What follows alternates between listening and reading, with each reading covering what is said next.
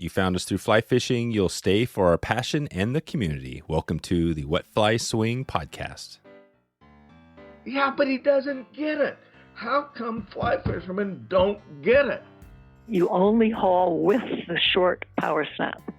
Look for where people walk and the insides of bends and hunt those. The roof blew off and the interior walls got sucked out. And the trees are just coming up. And I mean, he's clearly not going to clear the trees. It is not a fly fishing story. It's a story about me trying to understand my brother through fly fishing. Welcome to the Wet Fly Swing Fly Fishing Show, where you discover tips, tricks, and tools from the leading names in fly fishing today. We've been waiting for you. Follow our guests, follow us on Instagram, and share this episode and the love if you enjoy this podcast. And we are live in 3, 2, 1. How you doing, Craig? I'm great. How are you? Good. Yeah, thanks for putting some time together to talk about sight fishing, freshwater sight fishing, the Tennessee. We might even dig into a little bit on salt. I know you've got a book out there that we're going to also talk about. Before we get into all this and give folks out there some tips, how did you first get into fly fishing, and what's that first memory? Growing up in Cincinnati, it was the Walker's Cay Chronicles that got me hooked on fly fishing. To teach myself, I had to spend a month on an island off the coast of Belize. Found an eco resort there and just spent a month on Glover's Atoll, about 40 miles off the coast. Wow.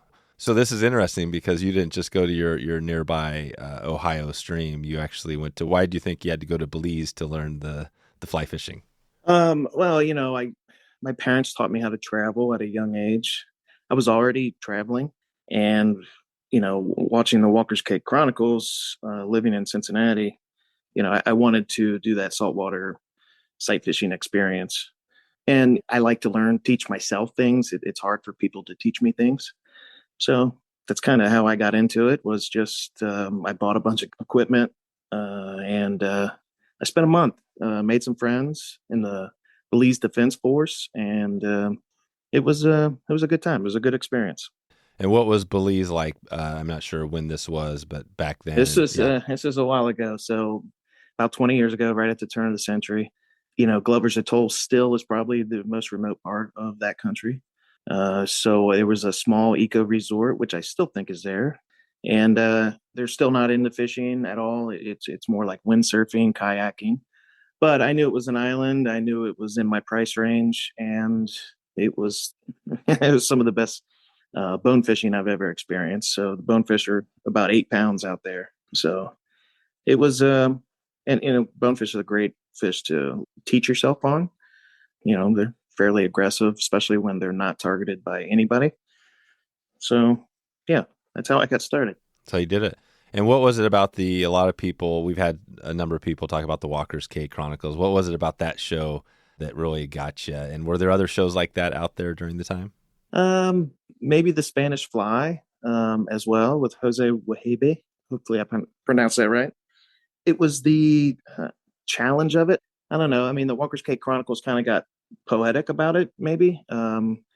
Even though as I'm 45 now, I don't really find fishing very poetic as we're sticking sharp metal objects into beautiful living creatures. Yeah. But there's something about it that brings people together, and the challenge of it. I didn't start out as a fly fisherman, so I enjoy the challenge of it and the people I meet. So it's kind of everything else about fly fishing. Yeah, perfect.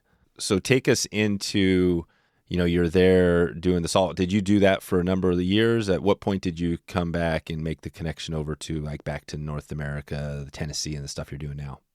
So I started in saltwater. So I got invited to go down to Punta Gorda, Belize, which is the southernmost city. And there were 2 guides there that wanted representation outside of the country. And I went down, and the first day we got a slam. And I told them, look, this is incredible. The fishery is incredible. We're fishing 2 national parks, basically. And I bought all their boats. I bought all their outboards. I outfitted them. And then I started running clients down to them, and it was our own little guide service. And it was there we quickly realized that it was the European carp anglers that had the skills to chase these fish and not the American trout angler. Then I caught the Ghost Carp episode of the Walker's Cay Chronicles with Flip and Dave in a skiff chasing carp. And then I got an idea of, hey, maybe I can teach saltwater fishing by chasing carp back home before clients come down and spend a bunch of money and realize they weren't good enough. And that ended up being the best idea I've ever had. And through the years, people kept rebooking the carp trip instead of the saltwater bonefish trips or permit trips. So once I realized, like, look, here's a market for this, that's how I expanded down to the Tennessee River. And multiple species opened up, as in gar, carp, buffalo, and drum. All sight fishing from a saltwater skiff. Yeah. Wow, this is great. And so the Ghost Carp episode, we'll see if we can look that up and put it in the show notes. I'd love to get some of those links out there. So why did you, so the Tennessee River, why Tennessee? Why not any other river that has carp around the country or other species? It's a straight shot south from where, I live and my family lives. Like I said, I'm in Cincinnati, so it's a straight shot south, about 4 or 5 hours. I started to explore that river system. I've always fished it. I've got family in the area. And it just, once I started exploring it, it just has every sight fishing environment that I wanted. It's got mud flats. It's got sand flats. It's got creeks. It just has everything. Plus, when you start looking at world record fish, a lot of the species like the buffalo or the drum, all the world records have come out of that river system. So I knew it had trophy fish and I wanted the trophy fish. And that's how I kind of expanded that fishery. Right. And you're still in Cincinnati. Have you thought about making the move down to, get closer right on the Tennessee sort of thing? No, like I said, my wife works at Cincinnati Children's Hospital, which is the #1 children's hospital in the world right now. Oh, wow. So it's hard to get her out of there. And then my kids go to special schools here and that they love.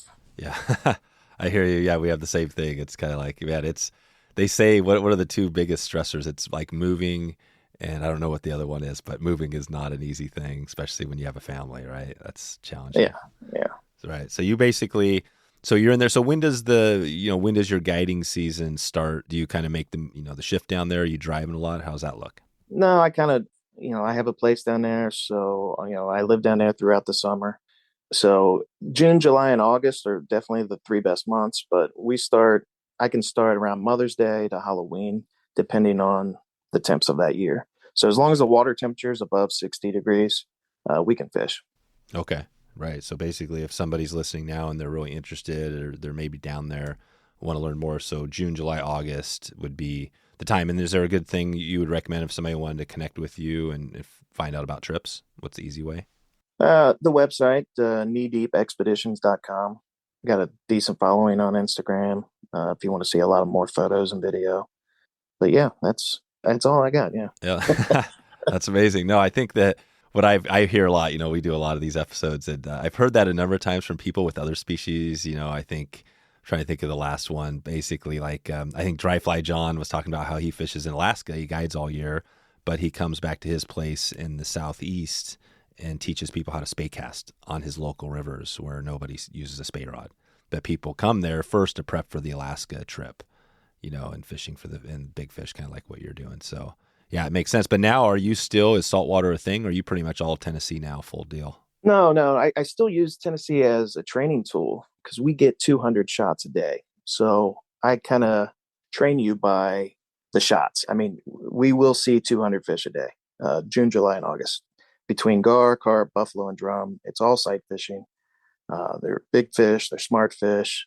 So with that 200 shots a day, when we go down to my Belize location or even my Baja location, you're not going to panic. You're used to these shots. And plus, I tell you, if you're ready, if a client's not ready to go to the Belize, then I'll absolutely tell him you're not ready yet. So teaching them in Tennessee with that amount of shots, it's just I'm able to get them to the level they need to do destination angling much faster. Yeah. So you're doing a little bit of both. So like you said, people are coming in for carp. Some people are staying for carp, but others are still prepping for the salt trip. Well, yeah, I mean, yeah, right now everyone's coming in for gar. So when I've got 2 world records on the fly. One we just got in July. So everyone's kind of excited about that longnose gar. Skwala fly fishing, combining advanced materials with fishing-focused, purpose-built design. Skwala waders, jackets, shirts, pants, and insulation are made for us. To help Wet Fly Swing listeners right now, Skwala is offering a 10% discount on your next order. Just visit skwalafishing.com and use the coupon code WetFlySwing10 at checkout. That's Skwala, SKWALA. Gear for us, the serious angler. How big is the world record that you talk about? That world record, what is that? Is that like a line weight sort of thing? So the story is 2 years ago, we caught a 62, 63 inch gar. My cradle, I use a musky cradle to scoop them up and bring them in the boat, only measures out to 60 inches.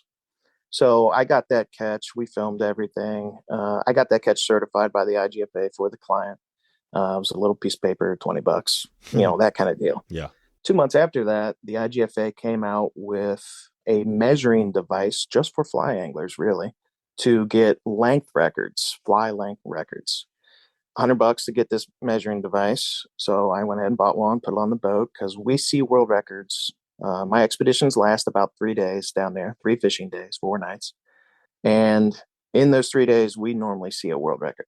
Like you have an opportunity in one of those days, normally. And, July of this year, I had a client, first time ever on a skiff from Indianapolis, who, conditions were perfect. It was glass out, and we filmed the whole thing. And 62 at 156 centimeters. So 62 inch. The fish was about 50 pounds. So it, out of an all tackle record, I think was at like 44 pound longnose gar. So this was it was a very large fish. Yeah.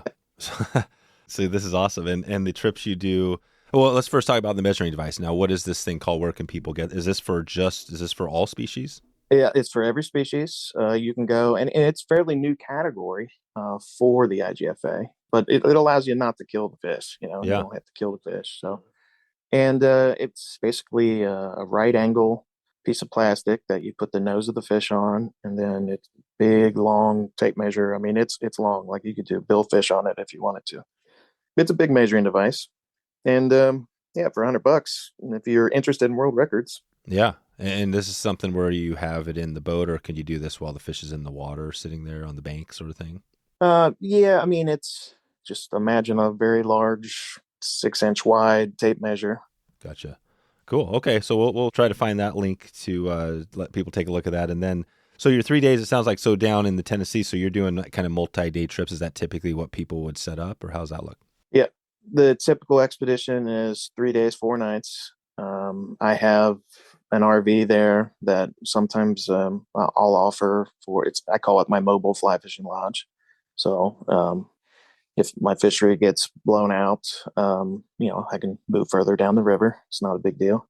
But yeah, people come and, we campfire, tell stories. I got full bar, cigars. We go out to dinner each night, breweries, or, I can cook. Really? So yeah, it's a full fishing expedition experience. And like I said, it's how though I think it's, I've been lucky enough to fish the globe, and I still think it's the best sight fishing on the planet. I really do. Just because you're getting so many shots and all that. Yes. Yeah. And it's such different shots. I mean, we catch carp on the surface, carp tailing, buffalo tailing, and then gar on the surface. And when they hit that fly, it's very visual and it's very powerful. Wow, this is awesome. And so you're just trying to paint that picture. We've got a little travel program similar, it sounds like, to what you have, but we're setting these things up and just finding, there are some challenges with it, but it sounds like you got a pretty awesome setup there. So you either go out, you got kind of breakfast, it's all inclusive sort of thing. People just come in, get their fishing license, and then they're ready to kind of hang out, camp, do whatever, and then go fishing. And that's pretty much it. Yeah. Yeah, cool. What is it, just roughly? I'm just curious for those, again, interested. What does it cost? Do you have availability for people to check in with you on this? So just the fishing, is two different packages. If you want to just fish and get your own hotel, that's 1,800 for the 3 days of fishing. And if you want to do the all-inclusive thing, that's more like 2,500. Yeah. So yeah. It's awesome. That's a really good deal. Yeah, I mean, I've been looking all around, and guide prices, definitely range from anywhere, probably right there, right? $600, $550, all the way up to $900, sometimes more, at least in North America. So it's a good offer. Oh, and that is based on, I run a 40 horse on a 17-foot skiff. We don't have to make long runs. So I primarily focus on a 10-mile stretch of river. So it's not, I'm not spending a lot of money on fuel. Let's put it that way. No, I hear you. No, I think it's great. And I love you that you just painted that, because, again, I know all the work we've been doing, it's hard to keep that price below $3,000 on these trips just with expenses. So this is cool you're able to do that. It is. And like I said, it's, I don't make a lot of money doing the Tennessee stuff, but it's like my form of advertising. So once you fish with me there and I teach you how to do this, then they book all my other programs. Yeah. Yeah, I love this. It's so good. I mean, you basically have it's your marketing funnel, essentially, get people in, and it's cool because they're getting a bonus. I mean, it's not like this carp thing is like just like they're hating it. They're getting this experience too. I mean, it's almost like two experiences in one, which is awesome. Well, let's talk about a little bit on the sight fishing, because I think people listening here, there's lots of people that talk about carp. We've talked about gar, the drum. We haven't talked about the buffalo. That's one species we haven't talked a lot about. But what do you tell somebody when they're coming in there, they're getting ready, or they're on your boat? What are the tips, maybe a few tips people to get them ready for that salt trip, as far as sight fishing? I start them off with basically like the protocols, how to, so I have a raised casting platform above the deck. So you can climb up on that, get your balance on that. I do have a lean bar for people to grab on. I have a very wide skiff, so I can take older clientele. So I've had guys in their 90s still sight fishing with me. Wow. A lot of guys in their 80s that are still able to do it. And that, like I said, my skiff is 82 inches wide, so it's a very wide skiff, but only 500 pounds. So I wish they made that boat. Is that a fiberglass boat? Yes, it's an old Ranger Banshee, 2006. Wow. Cool. Yeah, I keep having to refurbish it. But yeah, I start with protocols, hold the fly, how I'm going to point out the fish, where I want the fly. I kind of start there. And then based on their distance level, I can get really close to fish for clients, but then I can also keep easing back once they get the ability to get that fly where it needs to be. So for me, it's all skiff positioning for the shot, because for the gar, the technique that we use to catch gar is a technique we would never use for any other species. And that's based on the fly design of the gar, for the gar. Right, because it's the fly that gets tangled in their teeth, right? It doesn't really have a hook. Is that how it works? No. So that's like a rope fly. And that fly actually harms the fish and cannot land the size of the fish that we are catching. Oh, gotcha. Right, because there's multiple gar. There's a few different species out there, right? Yes. Well, the rope fly is designed for the longnose. It's just we're catching such large fish that they can get untangled. They're so powerful they can get untangled. Sure. Plus, if you don't get all that rope out, well, then you just killed that fish. Oh, wow. So I created what I call the gar fly, and it is basically a small baitfish pattern, about 4 to 4.5 inches, and it's on a very small flexible hook.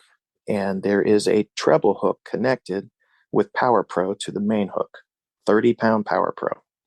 So as we present the fly and we cross the fish, keeping the fly even or above the fish, that fish will capture that fly in its like dead center of the fly. He will eat that fly dead center. And then I have clients lower their rod tip down and go straight up with all their might with one hand, stopping at 11 o'clock. The second that gar captures that baitfish, he will shake his head. And that Power Pro, since the gar's teeth are like ice picks and they're not serrated, will lasso around the beak, if it were the nose of the fish, where the treble hook pulls tight and acts as a grappling hook. Wow. Because there's no meat in a longnose's mouth for a hook to penetrate. So the Power Pro flosses in between the teeth and wraps around, and then the treble just pulls tight. So as long as we keep medium pressure, we can land that fish now safely without harming it. God, this is really cool. This is like, how long did it take you to get this? 3 years. Yeah, 3 years. This is amazing. God, so cool. So that's it. And I can't remember the last episode we had on Gar, but it might have been a different species. But yeah, he was describing the process of the, tangling and stuff. And that was interesting too. But this is, the treble hook is usually something you would think that would be doing some damage. But essentially here, because there's such a hardy head of a fish, that the treble really doesn't do much to him. Yeah, it's just solid bone and teeth, So all it does is pull tight, and then it's the Power Pro that catches them. Yeah. Oh, it's the Power Pro, right? Because it's literally lasso, and I'm like, yeah. wow. It's lassoed around them because it went right through their mouth and flosses in between the teeth. Yeah. God, that's cool. Okay, so that's gar, and so on the accuracy, let's just take gar. I mean, it sounds like all these 4 species or so that you fish for are similar as far as the casting. But if somebody's getting prepared, what is that length and accuracy to get ready for, say, a bonefish or permit or any of those other salt species? I like 40 feet in a hula hoop. If you can put a fly 40 feet in a hula hoop, you can catch fish anywhere.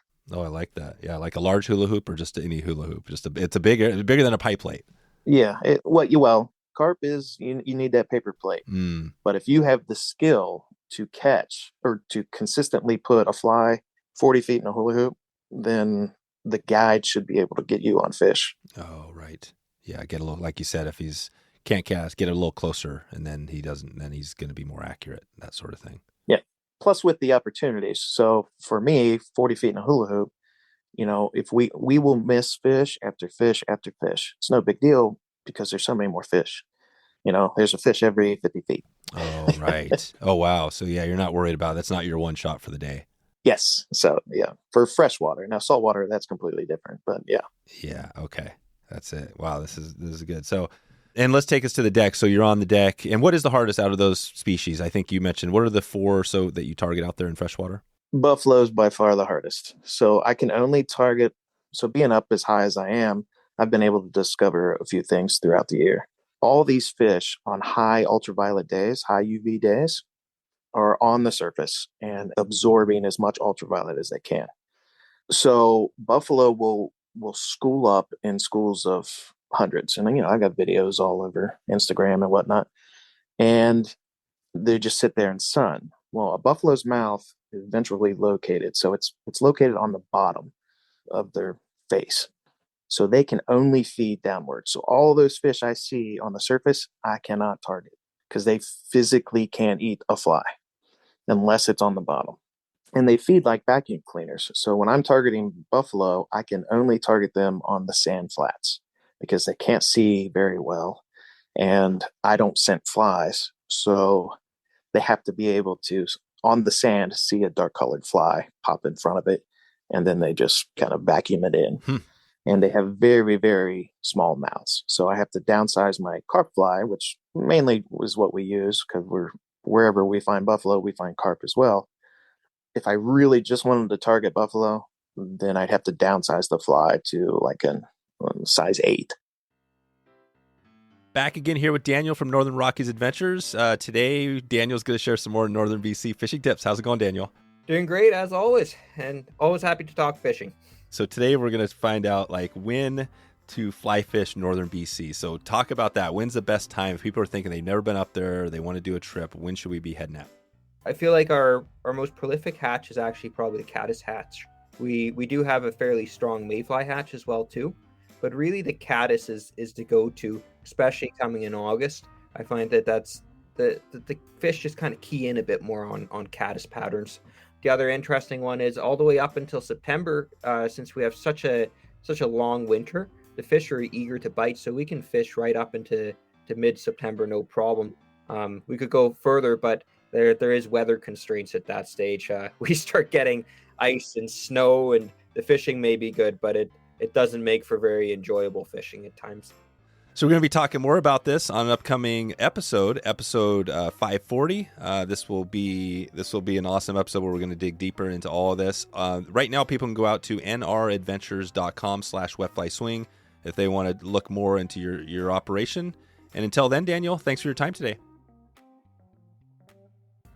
And the buffalo looks, kind of like a carp. Is it similar in the family order of carp or similar?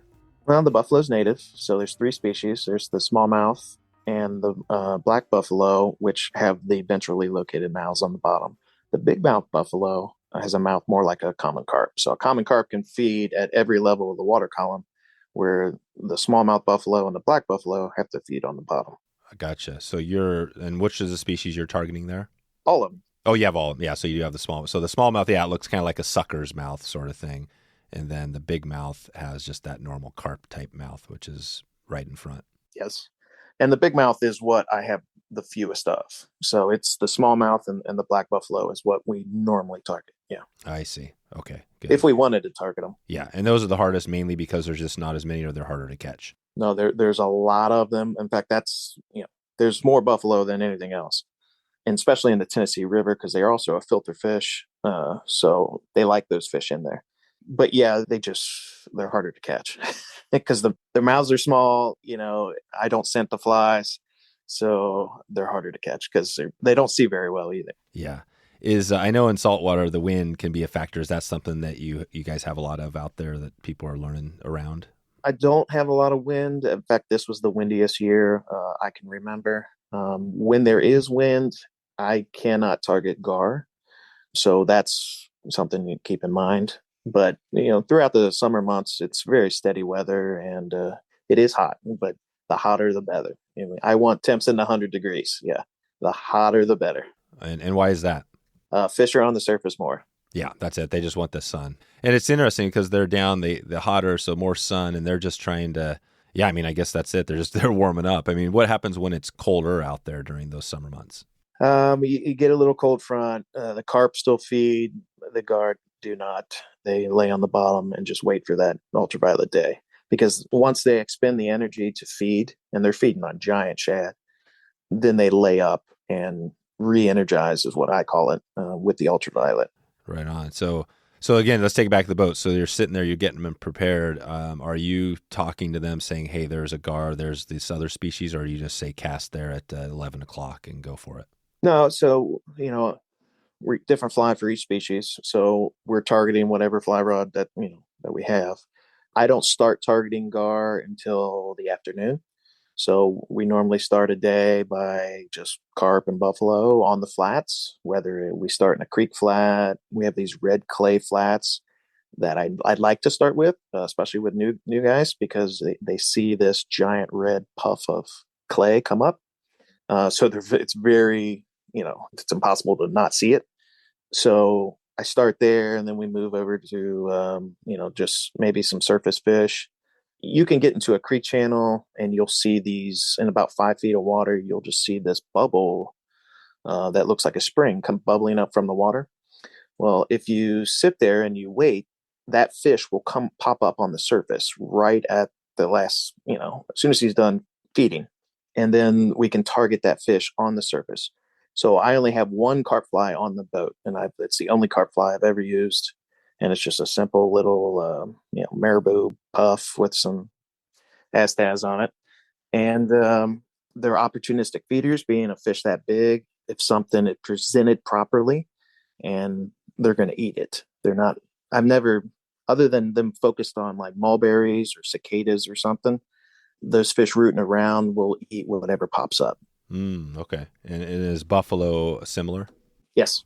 Yeah. So that's why. So basically, start with buffalo and carp, and then when do you know when it's changed? Just when it gets warm enough, you can switch over or start seeing some gar. Yeah, when conditions, nice and calm, things get slicked out, then we start looking. Okay. And then what about the drum? Is another species we've talked a little bit about, but how does that factor in here? So drum like rocks. They like clear water. They hit more like a bass. So instead of carp and buffalo, I like to catch fish on the drop. So where the drum, I like to catch fish on the strip. So they love that fly moving. And I use little crayfish pattern is all I use for them. Right. Good. And And so now take us back. So we're on the boat. Let's just say we're looking at a carp getting set up. You got to talk about how you're holding the fly, how you're getting that person ready, and then what is it one back cast and then hit the spot, or how do you coach them? Well, you want as few back casts as you can, but you still got to get the fly where it needs to be. I like to go beyond the fish, say 3 feet, and then pop that fish up on the surface, or even rip it in on the surface as fast as you can. As long as you can see the fly, rip it into the fish and then let it fall naturally. And that fish will lunge and suck that fly in. That's how I catch carp or buffalo. Gotcha. And by rip it in the fish, you say drop it 3 feet and then just strip it, drop it in, and like are you hitting in the head, the side, the front, or how are you doing that? So you're going to imagine that paper plate in front of that fish. You're going to go just beyond that paper plate. And I don't care how you do it. You can just strip it in, but like really rip it in up on the surface. I mean, you can make a little wake with that fly. I do not care. As long as it doesn't splash right on the fish's head. Now, if the fish is aggressive, sometimes he'll just crush it. But 9 times out of 10, he's not going to be that aggressive because he's in a foot of water. And so they're very alert to what's around them. So I just tell clients to just rip that fly in to where you can see it and then let it fall naturally. And on that fall naturally, by lowering your rod tip down, he'll lunge forward and suck it in. Now, so I'm 10 feet up above, I'm much higher than the client. So I'll see that fish eat. So it's most of the time I have to tell that client, because once a carp eats, you don't feel anything because he's still sitting there.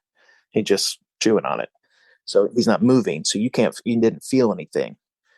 So 9 times out of 10, I'm telling that client to set the hook because I can see it because I'm so far up in the air. Gotcha. And what does the hook set look like? Yeah.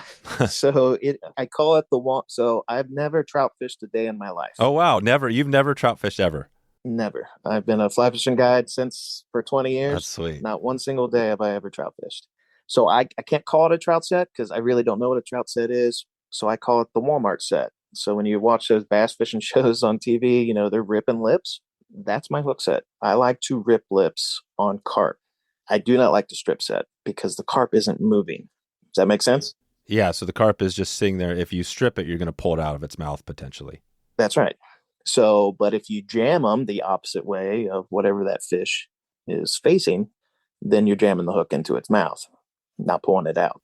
Yeah. So if you're looking at them, if the fish you cast out and the fish's kind of tail's on the right, the head's facing to the left, you want to like set the hook up to your rod to the right, up and to the right sort of thing towards it. So that's right. Yeah. So you bury it. That's right. Yeah. And that's similar to, trout fishing in some types of situations where, you depending where the fish is, you'll set, make sure you're not pulling it out. Yeah. You're setting it. Okay.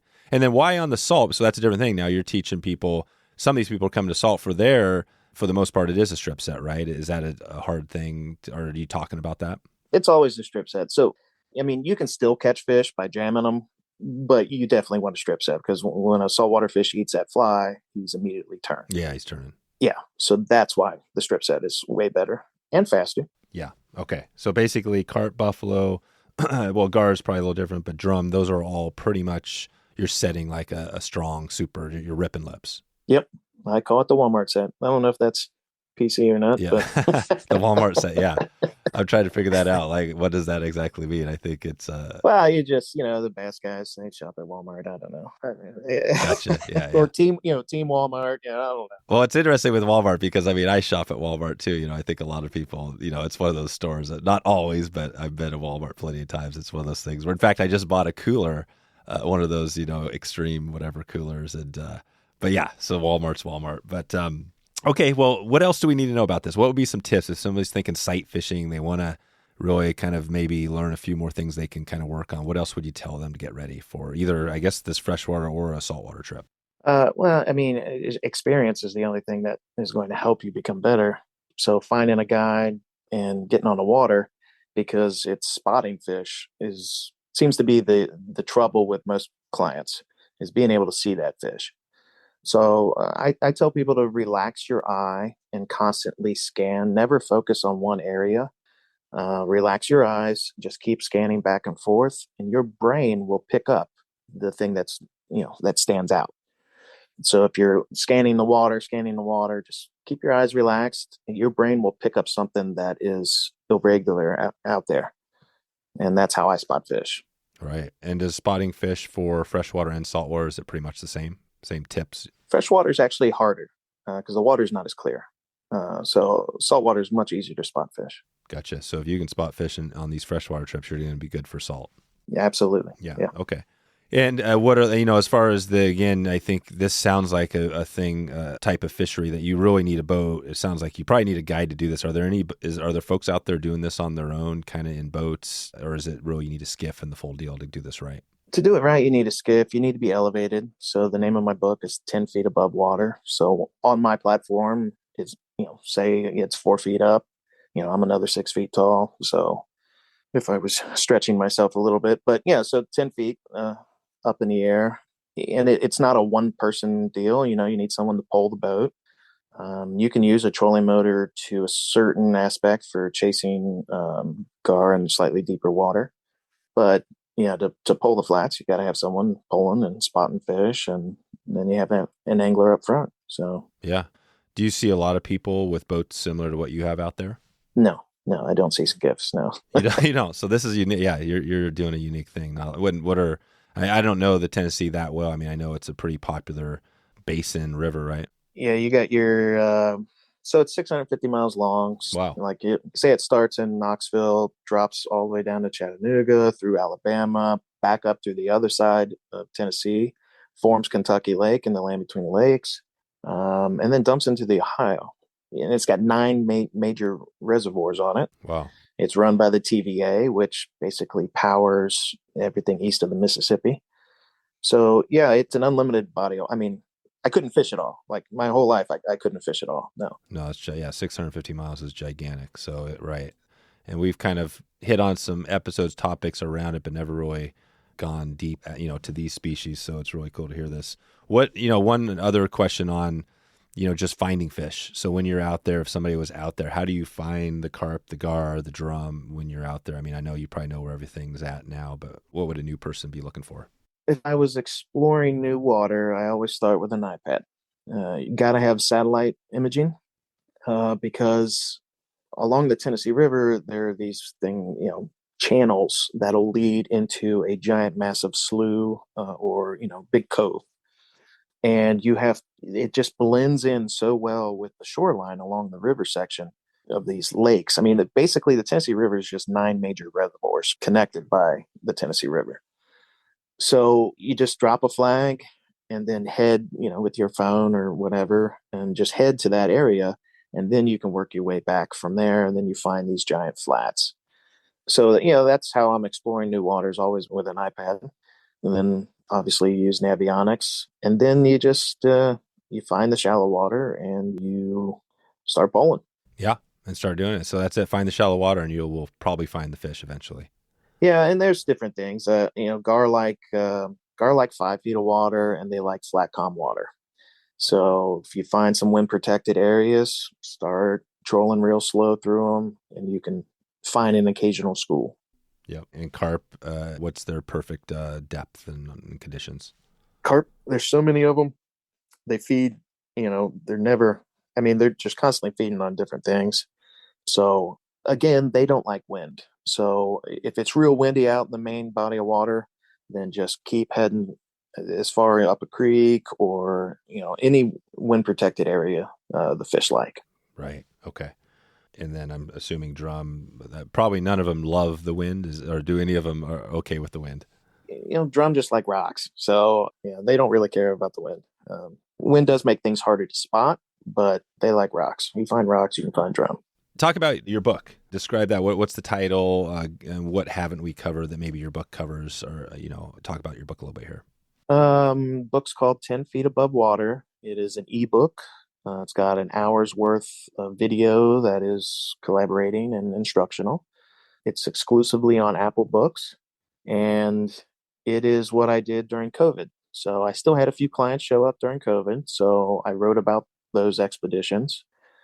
I got a guy to write, Ty Goodwin, who writes for the Fly Fish Journal, Drake, some big magazines. He wrote chapter 1 and chapter 3, and he wrote about his idea of carp and gar. Very passionate about both. I kind of told guide stories, and then inside those guide stories is basically an entertaining version of how you can go do this, or how I find fish, or how I met people from all over the country, and how I get in arguments on Instagram with these guys. And finally, chapter 2 is I get in a fight on Instagram. I just get on Instagram. Yeah. And this guy's making fun of how I set the hook. Oh, wow. And he's on the Snake River in Idaho, and he's Sage Ambassador and blah, blah, blah, blah, blah. In fact, he did a great carp video, which is included in the book. And anyway, we get into a fight. I invite him out, and he fishes with me, brings a buddy. We have an incredible time, and he ends up becoming my best fishing buddy. Oh, wow. Right now. So, yeah. So that's awesome. That is awesome. I thought that story was going to end differently. That's really cool. That No. So, his carp on the Snake River are feeding so much differently than mine on the Tennessee River. So his carp are running flies down, eating them, and turning. So he's wading and strip setting all of them. And where my fish on the Tennessee River are eating that fly and just sitting there chomping on it. So it was interesting to see both aspects of this incredibly intelligent fish, how they adapt to each body of water. Right. Yeah, that's awesome. So, you hear about sometimes, right, Instagram, some trolls, things like that. You probably had some situations where that didn't work out so well. You know what? Yeah. I've had nothing but positive. Oh, good. Yeah, Instagram's been very positive. I've been able to meet fly tires. I've been able to pick up clients. I think secrets are for little girls. So if someone calls me up or sends me a message, then and they want some information on how they can go do it, well, I just tell them. Yeah. I mean, same thing the book does as well. But I want this type of fishing to become mainstream. I don't want to be the only one doing it. No. And does it feel like we've definitely heard a lot more about all these species, except for maybe the buffalo, but do you see it getting more popular as you've been going here in the last, 5-10 years? Absolutely. Yeah. Especially with the gar. I mean, I had Thad Robison. I don't know if you're familiar with him. He has his own TV show on Discovery Channel, Fish or Die. He created the fly fishing film tour. Okay. He did geobass. He's a very well-known angler. Has fished the globe in places where no one has been. He was out a few years ago with his son, and he caught some gar, and he looked at me and said, this might be my favorite fish I've ever caught. And so I'm totally agree with him. Though I love carp, I love how a carp is different wherever you go. I find that fascinating. Yeah. But these longnose gar are so aggressive and so prehistoric and actually dangerous. I mean, the scales themselves are actually the most dangerous part. It's not their teeth, it's their scales and their sheer power. So I have to use Kevlar gloves to hold them. It's very rare. A client has to be a certain shape to hold them. But, one kick and that as soon as that scale brushes across your skin, you're bleeding. Oh, really? They're like little razor blades. Yeah. Oh, wow. Yeah. You have to use 10 snips. You can't a knife wouldn't cut them. Damn. So you have to cut their scales with 10 snips. Holy cow. Yeah. And our gar, I know, I think there's been some struggles. I think there were some impacts on gar. How are they doing in Tennessee, your area? Are there plenty of gar out there? Yeah. The shad population is just insane. And I think that's for the stripers as well. But I get balls and balls of baitfish throughout the Tennessee River, just so thick you can walk across them.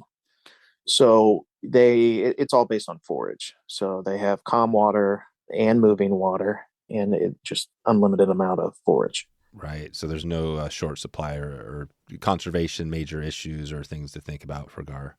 No, yeah. Well, I sure would like people stop shooting bows or bow and arrows at them, but that's anywhere. Yeah, that's right. Yeah, people love the bow and arrow for some reason. I guess, but like you said, there's not a ton of people fishing gar out in your neck down in the Tennessee either. No. In fact, I had Tennessee Fish and Game pulled up. I think last charter I was on pulled up just to do a survey of hey, what are you guys doing? Yeah. And once I tell them, it's oh man, we've never heard of that. Wow. Yeah, that's great. Well, I want to just touch on kind of some of the salt a little bit here just for a second on Belize. So is this the place? Talk about the places you go. Is it a couple places now with salt that you're taking your clients? Well, I've been running guys to Punta Gorda, Belize since 2000, right at the turn of the century. I trained a group of guys down there, and then, I bought, like I said, I helped them with their boats and whatnot. Of course, now they got all their own stuff and they're doing great. But yeah, I partner up with a little hotel there, and we even have access. My guys are also park rangers, so we have access to camp out in the park if clients are that energetic to do so. And, I would say Belize is the most technical and the hardest location I have to offer. Then I do kind of the same thing. I found local guides, partnered up with a villa on the beach in the Mexican Baja. That seems to be my most popular location. Dorado, roosterfish. We got a marlin. Oh, wow. My last trip down. Yeah. Then Brazil for peacock bass. I do backpack wilderness trips into Canada for smallmouth. I got a new Argentina location coming up for golden dorado. Man, got all sorts of stuff. Yeah, I got such a huge group of clients and following that if client comes to me and says, hey, I'd like to go fish this location, you want to put together something and let's go. So I got a lot of that. I'm on retainer for a few clients. So when they call me, I have to drop everything and go. Oh, really? Like go on the trip as a guide? Yes. Oh, yeah. Yeah, gotcha. So mega yacht kind of thing. Oh, right. Yeah, the big deal. So what's your secret? I've just asked this because with the family, it's tough. How do you balance that with, the family? And it sounds like you're traveling all over the place. I'm probably gone half a year and then I'm home half a year. But when I'm home, I'm home. Yeah. I can take the kids to school, take them to practice, things like that. So it's just something that I've always had to do. So they're used to it. I'm used to it. Yeah. And you get to travel. Have you looked at kind of setting up, people that could do some of that and take over for your role? Or does it feel like you're kind of... Yes. Yeah. So last year I just trained military. So I've got 2 E9s. E9 is maybe 1% of the military will make an E9 level. Okay. So I've got like Chief Master Sergeant from the Air Force, Josh Franklin. I just trained all year, and he just got his FFI certification. Oh, wow. Casting instructor. Yeah. Which was very hard, and it's what I wanted him to do, and he went ahead and did it. And so he will be running casting lessons for us, and he's mobile just like me. So if a client wants, that service, he can go to that location and provide that service. He's coming down to Tennessee, helping with clients that I have there as well. And then he's hosting trips to Baja. He's running my Canada trips. So yeah, I book out real fast normally. So he's the new guy that's filling in, like accepting more clients. Then I've got a guy who's currently active who, as soon as he retires, he's a command master chief. And as soon as he retires, he will be the next one in training. Wow. This is awesome. And, on the military, I'm just curious. I kind of could guess why you would want military folks, but why is that you have military and training them in fly fishing as opposed to maybe getting a fly fishing guide or something like that, non-military? Well, fly fishing itself and some of the locations that we go, my local guides that we use, they handle the fly fishing aspect. My former military guys are trained in other aspects that provide a security service, have command experience. So, yep. So if something happens, they're ready, whatever. Yeah. Well, nothing's going to happen, but yeah. Yeah. You gotcha. And are you military? Do you have a background?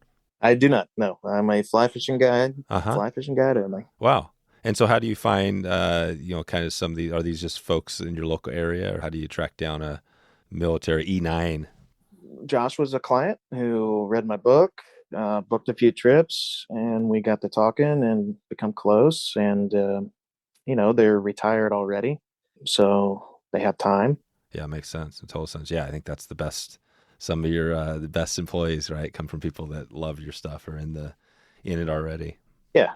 Nice. Yeah. Okay. Well, I want to take it out of here real quick. We're going to we kind of do a conservation shout out. I kind of talked about this a little bit. I was going to see if there are any conservation groups that you've worked with or in your area. I'm not sure what Tennessee has, but But I wanted to share, this is presented by the Virginia Fly Fishing and Wine Festival. Bo, we're helping get the word out this year.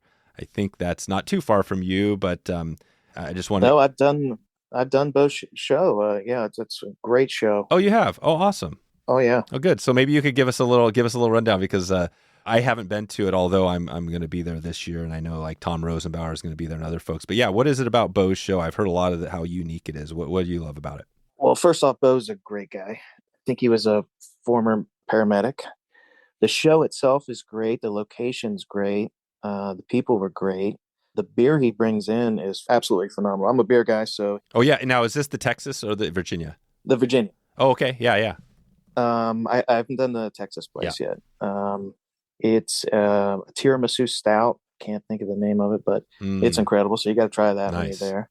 The company I host for, Nomadic Waters, the peacock bass in Brazil, they're always at that show.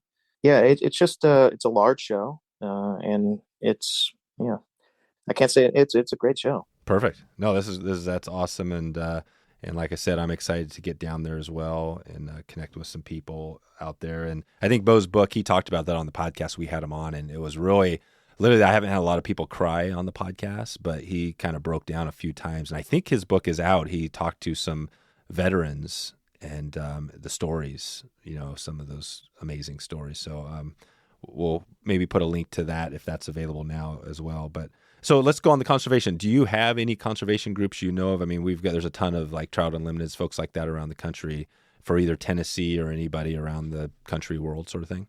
I do not have any conservation. The two programs I work with are Project Healing Waters and Casting for Recovery. Oh, yeah. Those are my two favorite. Yeah, those are awesome. Yeah, I mean, conservation, nonprofit, it's kind of for me the same. So yeah, those are pretty much, I mean, I think two of the biggest ones out there.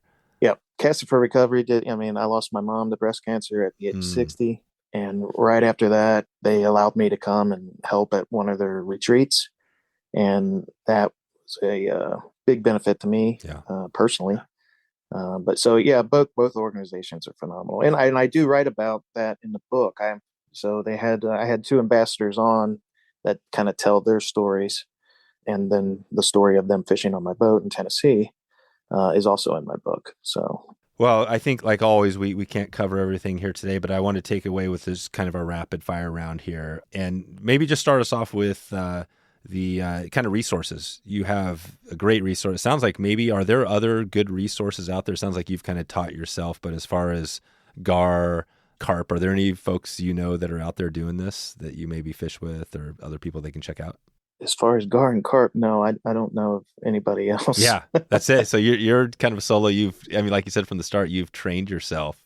I mean, you've taught yourself. Yes. So who have been you really haven't had mentors over the time, or who would you say are some of your mentors? Yeah. Again, same thing. Teaching myself, it's hard. Yeah. Yeah. So, I mean, I have guides I respect. There's Captain Jeff Arnold in Louisiana, is one of my favorite guides. Absolutely one of my favorite guides, and he does. He'll target if a client wants to, not target redfish or jacks or sheep's head. He loves to target gar, and he's got the alligator gar, the hybrid between the alligator and the longnose, which they have formed their own species, and then the longnose as well. And they all live in saltwater or freshwater, so you can catch those fish 20 miles offshore. Okay, yeah, Jeff Arnold, great. And so, yeah, I guess on the casting thing for you, you've just, did you go through the FFI, or is that something you taught yourself as well? I just taught myself, on an island, wading in knee-deep water, and that's how I came up with the name of the company, Knee Deep Expeditions. Right. And for, like you said, is it the E9 that's going to be FFI certified? Or that is? Yes. Yeah. What did you think that, again, like you taught yourself, it seems like maybe you could have taught him, or he could have done it himself. Why did you think the FFI certification was so important for him? I am not, so like I said, I'm not the best teacher. So that's why I wanted him to go get that instruction. And it is not an easy thing to do. So I teach by doing. And so repetition of getting that amount of shots during the day, each day. So that's how I teach, to where he can teach actual technique and proper technique, where I kind of do whatever it takes. Yeah, that's it. No, I love it. This is awesome. I hear you. No, I'm kind of the same way. I mean, I've never had the certification.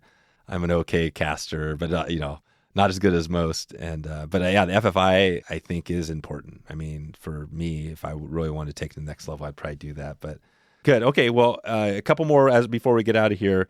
We have this podcast passport we're doing, which we're trying to get people, incentivizing them to get out there and travel a little more. What would be your place? It sounds like you're all over the world. Are there any locations still that you're thinking like I need to check it off the passport, whether this country or others? If I booked a fishing trip for myself, I would go to Exmouth, Australia. Oh, Australia. Yep.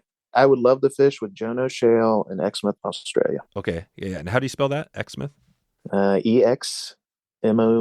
There you go. Oh, okay. Yeah. Yeah. Right. Okay. Awesome. Yeah. Australia. And what would be the species there? A bunch of species? He's got everything. Yeah, everything. So that's all based on weather conditions, but you can catch permit, bonefish, GTs, all the billfish, all from a 20-foot boat or on the beach. I mean, he's got everything. Queenfish is his specialty too, but he can do anything. Okay. It's a World Heritage Site called the Nagalo Reef. Oh, wow. Yeah. So it's small Crocodile Dundee town kind of thing. Oh, sounds amazing. All right. And what about on this trout? This is kind of a fun thing because, I mean, most people, like you said, start with trout and then they get into this stuff. You've started with the other stuff. And so do you think you'll ever set a hook on a trout in your life? Yeah. Well, now it's become a gimmick. So when I do a presentation, I call them Craig Talks. I like being able to say I've never fished for trout a day in my life. Man. And you know what? That offends. Oh, it does. It offends people? Yes, but then other people just eat it up. Yeah. So, of course, I'm going to. So, the guy I got in an argument, his name's Wes Walsworth. He grew up in Ketchum, Idaho. So, he wants to take me up to the Frank Church, and he wants a bull trout to be my first trout. So, I'm probably going to go do that with him. I might actually do that next year. Oh, there you go. So, someday I will. I got to get a golden Messier as well. So, I mean, I'm probably going to do Bhutan for that, but we'll see. Yeah. And do you have like a species list, kind of like the some Jeff Curry or some of the folks out there where you're checking off a list? I have 3. I want a golden trevally. I'm going to get a golden dorado next year, and then the golden Messier. So I'm searching for gold still. Yeah, you'll be good. Yep, gold. Okay. I've got everything else. Right. This is good. And so the music podcast, this is one I love. What do you listen to more, music or podcast when you're out traveling? Oh, I'm a music guy. Yeah, music. What's your type of music, band, song, anything to leave us with? We'll put in the show notes. Any favorites? Yeah, no. I mean everything. Yeah, I mean I'm blues, classic rock, outlaw country kind of thing. Okay, what would be a blues? Like blues, what would be a band or a person in the blues? Like old, like 50s blues or something like that? Oh, yeah. Muddy Waters, B.B. King. Yeah, good. Okay. Yeah, we'll try to track down some Muddy Waters and throw that in there. And podcast, have you listened to any podcasts, any types of podcasts? Unfortunately, no. No, I haven't. Perfect. That's what I like to hear because that means you're I'm going to listen to this one, that's for sure. You're one of the 50%. They say about 50% of the population listens to podcasts regularly, so you're one of the and we'll convert you here. I think this is going to be good. Nice. Okay, Craig. Well, anything else before we get out of here? I think that you sounds like you have this really unique operation. Is there availability if people were listening now? Like, are they waiting a couple of years or is there a chance they can get in and fish with you? There's schedule for all my exotic stuff. There's available dates. Plus you can just, like if you have a certain size group, you can just, like if you got 5 anglers, you can just pick your own date. But Tennessee right now, I'm almost filled up. I think I have the month of July open. Yeah. June and August are pretty much booked. For 24? For 24, yeah. Good. Yeah, and this will go out probably sometime in the next couple months here. So, okay. Well, we will, like we said, kneedeepexpeditions.com if they want to connect with you. And I just want to thank you for coming on today and sharing all your wisdom and knowledge. This has been awesome. I think we definitely will probably dig into more of these species as we go. So appreciate your time, and we'll talk to you soon. All righty. Thanks. I appreciate it. That is a wrap. You can grab all of the show notes at wetflyswing.com. And please follow us on Instagram and share this episode out with someone you love. Please send me an email, dave@wetflyswing.com, if you have any feedback or want us to put together an episode on this podcast for you. Check in anytime. I hope you enjoyed this podcast and would love to meet up with you on the water. We have new fly fishing schools going all year long and all around the country. So if you want to connect, let's do it right now. All right, time to get out of here. I hope you have a great evening. I hope you have a great morning or great afternoon wherever in the world you are. And I appreciate you for stopping by and checking out the show today. We'll talk to you soon. Thanks for listening to the Wet Fly Swing Fly Fishing Show. For notes and links from this episode, visit wetflyswing.com.